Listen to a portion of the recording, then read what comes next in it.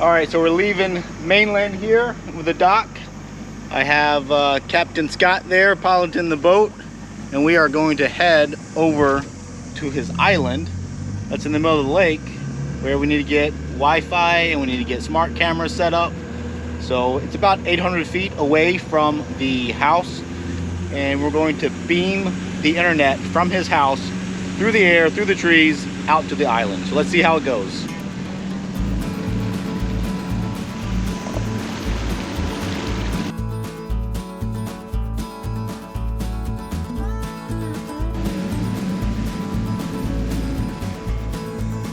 All right, we're here at the island now. You can see back there is the land.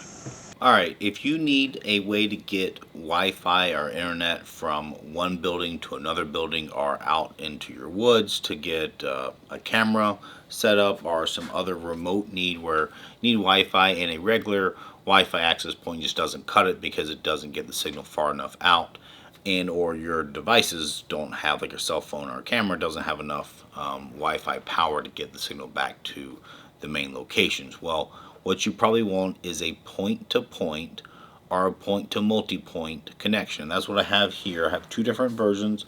I'm going to show me actually installing this and show you real world what it's going to do. My first one that I'm going to install is actually a friend of mine has his own island out in the middle of a lake, and it's about 800 feet away from his house. And so he wants to get Wi-Fi out there to the island where he doesn't have any hard lines, right? So obviously he needs to go through the air wirelessly to it. So that's what we're going to install. I'm going to do that tomorrow. But today I'm going to talk a little bit about the differences of these two specific ones from TP-Link. So at my house, I've had TP-Link Omada. I've had like 9 access points, and I've covered 4 different buildings, and outdoor, indoor, all that kind of stuff. And what's really cool about it is that it is a single, they call it a SDN, or software defined network, which means they all act together as one system. Your device never has to switch Wi-Fi. It just automatically roams around. Well, these can be part of a big system like that, or they can just be standalone and simple. And so the two differences between these ones are, this one is called the EAP215 kit, and this one is the EAP215 bridge kit. They're both using Wi-Fi 5, so the 802.11ac protocol to them. They both have a max speed of 867 megabits per second as far as the theoretical max, right, which typically you never get on the Wi-Fi devices. But the main difference between the two of them is the 211 has a 70-degree cone, that both horizontal and vertical, that it sends out from the unit. The EAP215 has a 35-degree cone, so half as big of a cone if you think about it, for both vertical and horizontal distance. And so what that means is that the 215 is more, think about more like a laser. It's a very more focused signal. What that means is that it gets higher gain, so it can go a longer distance. Whereas the 211 with a 70-degree, what that's better for is it's going to cover a wider area, so it means aiming is not as important. And also, if you have multiple clients or multiple satellite locations that you want to send Wi-Fi to, this one can do multiples of them, and they don't all have to be in a straight line. They could be kind of spread out a little bit within a 70-degree cone. So what that means is with the wider cone, you get less distance. So this one does about 1 kilometer of best case scenarios. That's about 0.62 miles of distance between the two point-to-point devices. And then the 215 can do 5 kilometers, so a little over 3 miles. That is, now that's going to be ideal situations. That means like they're up on a tower, they have clear line of sight all the way to another place that's 3 miles away, and then you could get a connection. So for this one, my install setup is going to be at a place where it has to go 800 feet away, but it does have to go through a lot of trees and stuff. So trees, any other obstacles, obviously hurts your ability to get the signal through it. So I'm going to probably use the 215 at this island location to get it out there. But the other thing I do want to say with these is that they have Ethernet ports on them as well. Alright, so the kits are very simple, and in fact these devices look almost identical when you unbox them. In fact, I think they look identical exactly. But here's one of the units. This is a 215 unit. But what you can see is on the back side of it, it's got, really it's designed to go onto a pole mount. So you'll need to buy a pole mount to put it on, and then they give you these heavy duty zip ties that you go around, and they do go in there. Alright, so these devices, they all look the same. The 211 and the 215 look the same, and the two units inside here look the same. The only difference is that internal that I talked about before. And then when you open them up, they are pre-configured. So in fact, you don't have to do anything to these at all and set them up other than aim them at each other. But there are things that you can change in the settings, either with the Omada app, or you can log in directly to the device and change things like the Wi-Fi SSID, so the name and the password of it, and some other settings that you can adjust in here. But the main thing you need to look at is on the back side of them, they have a QR code that you can scan to add for the app, and it gives you the SSID and name there. But one says client AP, the other one says main AP. The main AP is the one that you need to hook up to the internet, so to your home router, or the main building that you have the internet. And then the client one is the one that goes elsewhere where you need to add the internet or the Wi-Fi to it. So on this device, they include a PoE injector. So this is just a short little cable that gives power. And then I don't think they actually include the Ethernet cables, so no Ethernet cables. But then you'll have two Ethernet ports here. One says PoE and one says LAN. The PoE one is the one that goes to this TP-Link device, and then the LAN one is if you need another LAN connection, then you could go to there. If on the main one, that LAN connection will go to your router. And then on this side, both these are the same again, like I said. And then in here you have three Ethernet ports. One of the ports is labeled LAN 1 PoE in, so that obviously goes from this PoE port into here. That's what powers up the unit and sends data.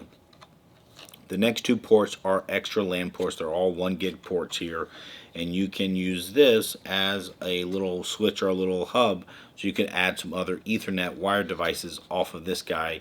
So that might work really well for a IP camera or something, because you could literally have this out somewhere remote. The camera cable could come straight from here and go to it for the connection. The other nice thing about these devices is not only do they have a connection from this one to that one automatically configured, but you can set up a second Wi-Fi network that you can name however you want, and then this will be repeating a new Wi-Fi network for wherever you're at. So I'm going to try that out, like on the island where I'll have this one put beam out a connection. But I'm probably going to have to add another AP, because I'm assuming that it's not a crazy strong one and I need the signal to go 180 feet. So let's really just focus on getting these installed tomorrow and seeing how they perform, and then we'll go from there. All right, so I am out here on an island in the middle of a lake, and I am on Wi-Fi that's connected back to a house from that guy coming on a pontoon boat. That's Captain Scott.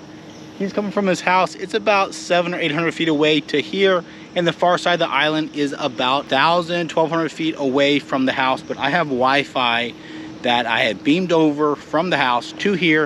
And if you look up here on this gazebo, you can see there's a white camera up there, but on the post, kind of by those trees, is a TP-Link EAP215 Wi-Fi point-to-point bridge. And so I'm here on this dock as he pulls up, and I'm going to go into my app. I'm going to do a quick speed test and just show you what kind of speed I get here at the dock as he pulls up. So this is connected to my TP-Link connection here on the gazebo, and then it is beaming through Wi-Fi, through the air, through all those trees of the house, and then to a similar TP-Link device on the side of the house that then gets through Ethernet to his home router, and then goes through his home internet. So you can see I got about 30 megabits per second down. It looks like about 11 up with some really good ping. So this is good enough for 4K video If I go in here and I click video, now the speedtest.net app is going to test video. His requirement was basically, hey Nate, I want 4K video streaming for a smart TV out here on my island, so can you help me out with that? So that is what this is going to deliver for him. Now the speed of the house is faster. It's probably about 300 to 350 down, and I think it's about 11 up, so the upload doesn't get degraded. But that's because we're going through all these trees. If we were to move the point-to-point system out to the dock or something at his house where it had a good line of sight without being blocked, we would get much faster speed. But you can see here we can stream 4K out here, so that meets his requirements. Let me walk you up here to show you a little bit closer of what I have. Okay, so you can see up here with the green cable. Now obviously this Ethernet is not nicely tied away. We haven't done that yet. We just set it up for testing. Have it on a little 90-degree bracket that I bought. I'll put links to all this stuff in the video description down below, so if you're interested in buying this stuff, I'll put links and discount codes or coupon codes wherever I can get them. And then if we keep going up the island, I'm not sure how big the island is. It's probably, I don't know, an acre or something like that. And if I walk up here, what I can see is we get up here to a cabin. Now that Ethernet cable goes up here to the cabin. So that device is power over Ethernet. So it gets power and data over that Ethernet cable. All right, so here's the cabin. If I walk down the cabin, down the trail, this is where we can get down to what we call the south dock.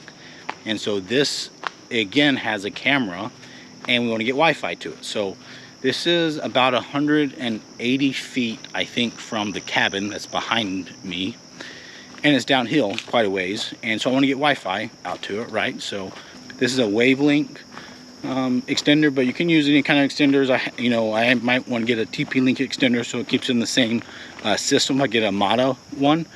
That's cool. And then here we have this other pavilion. There is a Tapo camera out here that's facing that dock, and I can go into here, and then if I click on connect and then do a speed test, this is using the 2.4 gigahertz Wi-Fi, so it's typically a little bit slower than 5 gigahertz Wi-Fi. But I am now a good 1,200 feet away from the house, and it looks like right now I'm getting about 14, 15 megabits per second, so nothing blazing fast, but this is enough speed to get cameras to work, to get internet out here, and get it all to work. All right, so this is obviously pushing the bounds of the distance here. Okay, so right up here is the TP-Link point-to-point system, and it actually sends off a Wi-Fi signal by itself.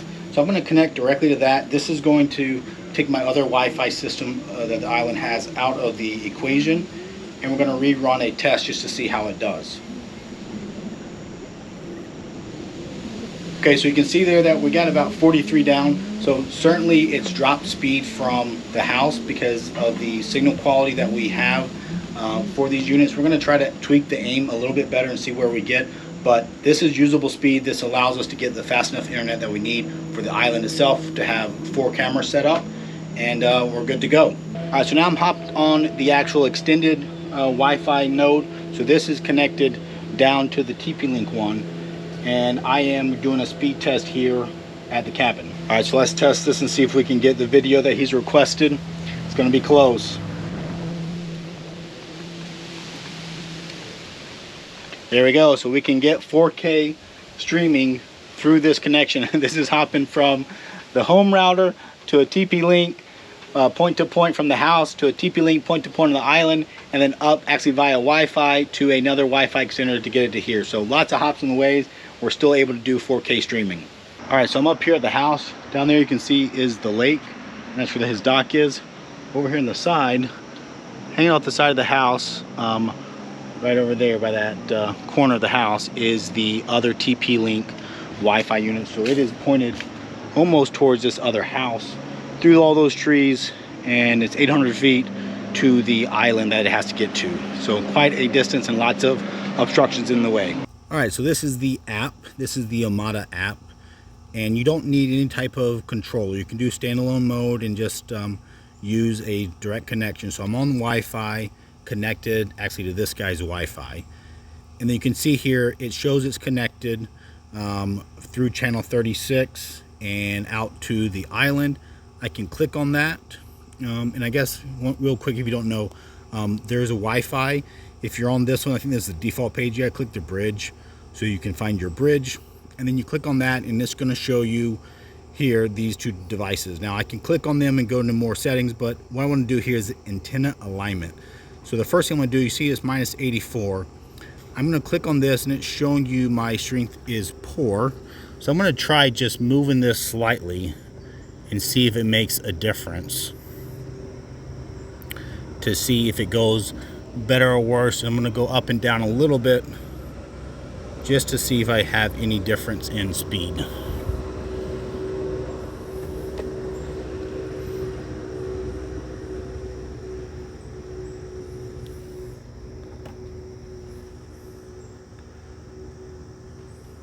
So I think it's going to be, looking at the map, I can kind of see where it's at, and I know roughly what it is. We'll use this to kind of gauge it, and then I can lock it down. So I can see that it went up a little bit there towards the end. Now I can run a speed test here, click test, and we will see what it does here. And now I have not gone to the other side, to the island, and aimed that one. So it's kind of a two-step process. I'm going to aim this one the best I can, and then we'll go to the island and we'll test that one and see what it gives us. All right, so now we're at 50 down and 39. If you saw it before I messed with it, it was about 25 down and 32 up. So this actually, technically, it doubled our download speed. So hopefully that's a little bit better. Let's go to the island and aim that one and see if we can get a little closer. And this is going to show you just how sensitive, especially this 211 unit. It's a very direct connection, so it doesn't have a wide angle, so it's going to be very sensitive to the aiming.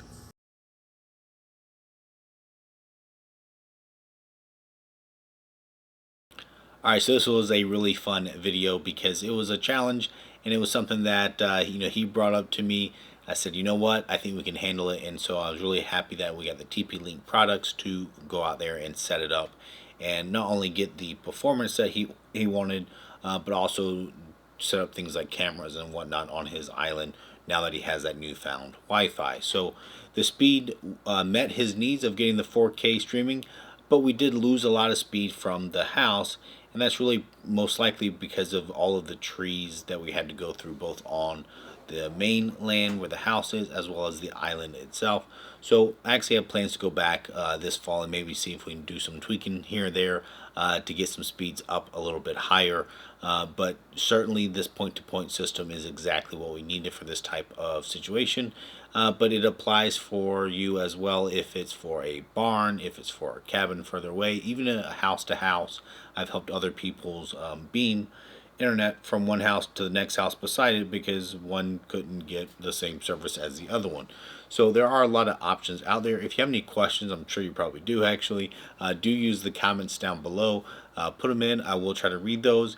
If you have other scenarios that you would like some advice on, or me to maybe try to mimic here at my place, then just put them in a comment below and I will try to get to it. So as always, do also hit that thumbs up button for me on the video, and then consider subscribing to my channel so you get more content like it.